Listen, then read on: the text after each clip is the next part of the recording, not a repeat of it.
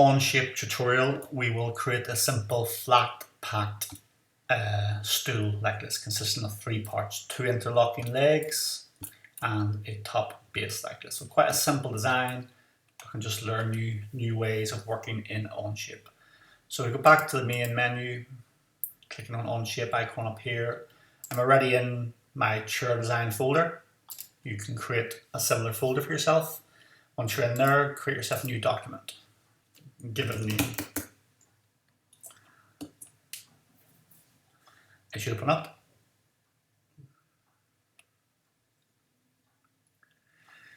Then we start by simply drawing a sketch of one of the set of legs. So I'm going to drop it at an angle.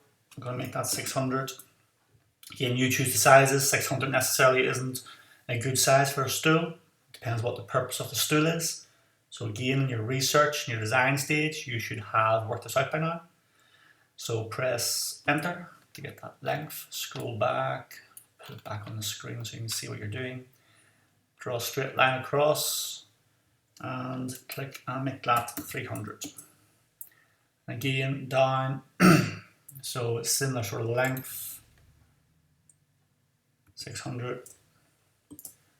And just make sure it's level, which it should be. Yeah, that's fine. So click escape. What I want to do is set these 2 angles. They look roughly correct, but let's just make sure. So click on the top line, and then select the side line, drag away, and you should have an angle between those 2 lines. So 95, and again, let's try it.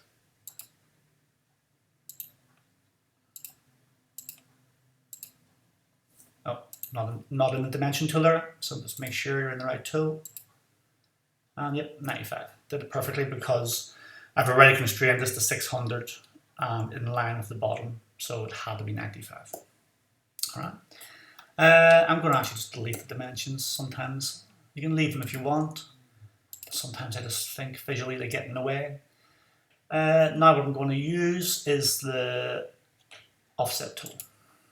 So I'm going to click on this line, I'm going to select that line and that line.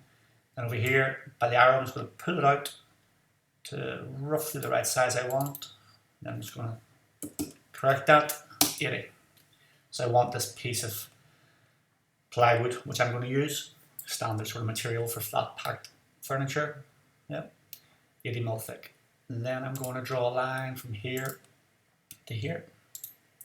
And just zoom in and you see the lines overlap. So just for neatness and getting used to doing this, delete the lines you don't want anymore, so you get the right profile. Then at the top, I'm going to actually have a little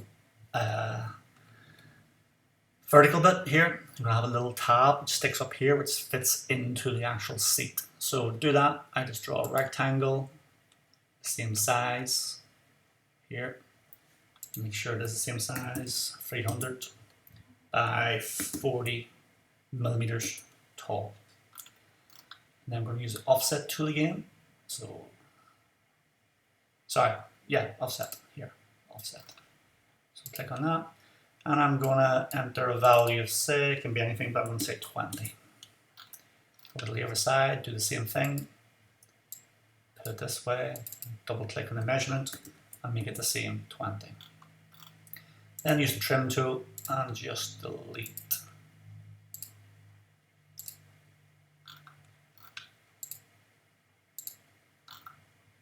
And that is it.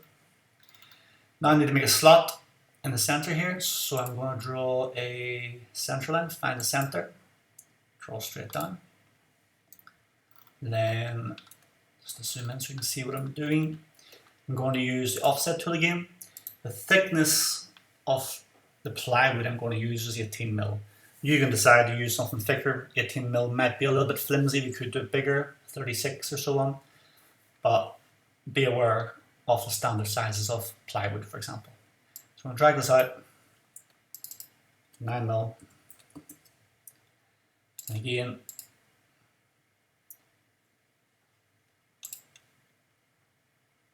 this way, again, so that it's 18mm between here to here in the middle of the object. I'm then going to again use the offset tool, click down here, and because this thickness between here to here, or from here to the line which was up here, was 80 mil, I'm going to draw a line halfway. This will all make sense to you in a while if you don't understand quite why it's 40 mil. All you have to remember, it has to be half the distance. It's so when you put the two chairs together, they meet at the right place in the slots. So let's trim the bits away I don't want. I will do the bigger slot from the top first. So I'll get rid of that. Alright. And that is the first piece completed. So accept the sketch. Remember, you should only have one sketch here. Yeah, sometimes people end up with lots of sketches here and they get lots of problems when they're trying to extrude things because they haven't quite drawn it properly. It should be just one sketch for that whole object. So extrude that to a distance of, I said I'm going to use 18 mil. And that's the first part done. All right. What I want to do before I go on to the next part is I'm going to select that sketch and I'm going to copy it. I want a copy of that sketch to go into the next part so I can have an identical component, but I want to change the sketch slightly, you'll see. Down here as well, just rename these part studios, call it leg 1 if you want, so you know. And then over here, plus, and create part studio. So I've now created another part within the same document. Okay. Rename that leg 2, for example. And I'm going to again make a sketch onto the front work plane. I could try the right work plane for a change. So let's just stop on a second, do it again, sketch the right work plane. And click on the right face here so it turns around. And what I want to do now is simply, because I've copied that sketch from leg 1, I should just be able to do Command V on a Mac keyboard or Control V for paste. And that comes in. Okay. All dimensions are still there, it's all correct. The only thing I need to change before I extrude this is the slot. So on this piece, I have the slot at the top. On this piece, I want the slot at the bottom, so they can slide into each other. So, line tool, simply draw a straight line down. And click escape, go back to the line tool again, draw down, click escape. And I need to draw a line up here because I need this to be a complete. So fills, and I'll use the, I will delete this one now down here, I believe. Yep. So that should be the opposite of that now. Yep. And let's just extrude it, accept it, because the sketch is finished. If you wanted to, you could make other features. You could put holes in the legs and all sorts of design features to it. You could change the shape of the legs. Again, you come up with your own design. This is just to teach you the skills for you to develop your own design. You shouldn't be copying these tutorials. These tutorials are purely for you to develop the skills.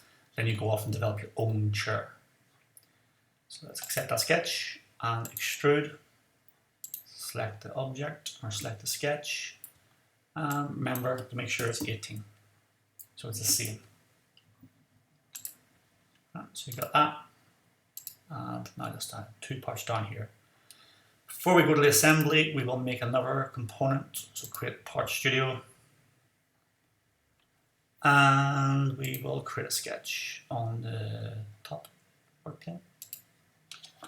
Click on top over here, so it turns around. This is the seat. So we're going to make the seat quite big. Again, these dimensions I don't think are that accurate. I'm doing that deliberately so that you use your own dimensions. It's important you've done, for your research, you've done the measurements, you've gathered the right measurements, what you need to design your own chair. So click on, so I'm going to put in 400. Just maybe a bit too big for a top of a stool like this. Maybe not. Go and do the research, find out yourself. At this stage I'm just going to make a simple disc-like seat top without the slots, because I'm going to show you what you can do. I could draw the slots here, I know the sizes, I could do it, but there's another way of doing it in the assembly, which is quite a useful tool to know. So what I'm going to do is extrude this to 40. And that's that. So just rename this seat top. And that's it. So these are all the parts which will appear if you go to assembly now. I now need to insert. So you see, they appear here. The other time I had to go back into other documents and find and make versions. This is the better way to work. Okay? As you know, I'm used to Fusion 360. I'm learning this software at the same time as you, so you can learn along with me. But it works either way. All right? This is probably a better way of working. So insert that by simply clicking on it. Insert the next one by clicking on it, and the seat top. Seat top down here. And as you learned before in other tutorials, which hopefully you've worked through, we can choose planar mate, and we want to go in here on the lap surface, making sure that disc, this little basically locator point, is in the middle. And we want to move in here so I can see and do the same. And you'll see they simply meet. And because I drew one of these parts on the front work plane and one on the other work plane at 90 degrees to that, they meet like this. Right? If they don't meet like this, if they don't meet in the right angle to each other at 90 degrees, you can simply click on this and they should turn around into the angle you want. Okay. So accept that, and then again similar, I'm going to just use the planar mate for this one as well. Make sure it's in the center of the circle of the disc. Then go to the top of this and make sure you're in the middle here. You'll see it appears. Just to show that. Alright, so that has appeared in the right place. It's sitting on these little, if you didn't realize what they were for, so that the seat comes down and sits on top of that, so it can't slide. It might just wobble a bit if you didn't have something like a little ledge like that for it to sit onto. But obviously I didn't create the slots, even though you can see it here. Yeah, I didn't actually create the slots in the top of this seat. So now I can do that, and I can do that in the assembly setting using these lines so that they're in exactly the right place. So I'm going to come out of this planar mate. I'm going to select a part over here. Just click on it, it turns orange, right click, and there should be an option called Edit in Context. Now it opens that part and you can actually edit in relation to these parts. So you have these edges, so you can work around with these edges. So let's just click on top. And this time you can just use a sketch tool and just draw it because it will find these edges. But another tool you can use is the project tool, which I'm trying to find here. Oh yeah, so I have to make a sketch first. So click a sketch. So I want to sketch onto the top of this surface. So click onto that. And you see the drawing tools. And you want to use this tool. Use Project Convert. So click on that. And what this does, it finds the edges of the components below in context. So I click on that. It converts that edge to a sketch, that edge to a sketch, that edge, and so on.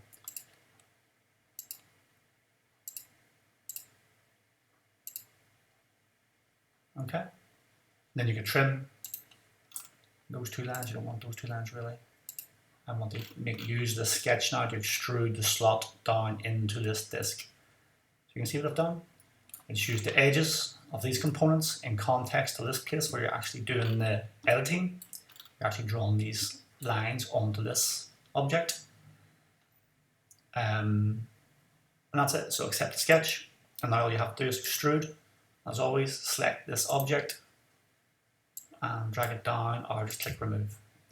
And it'll remove that area, and we now know that's completely and accurately in line with the bottom bits. So let's accept that. And you can now see you've got the accurate cross in the middle for the bits to come up between. Obviously these bits, you're editing in context, so these bits appear semi-transparent in context. So if you notice here, just go back to assembly. And there you go. If you want to add colour, best way to do it, I believe, I may find something different, but just to go back into here and add the colour through edit appearance. Accept that. Go here, part 1, edit appearance. You can give it the same colour, or you can give it even a different colour. It's up to you. Accept it. Now, if you really want a high quality rendering with material appearance, similar to what you can do in Fusion, you have to go into the App Store and use other apps to do that, which is a bit more complicated. Again, you can experiment with it if you want to.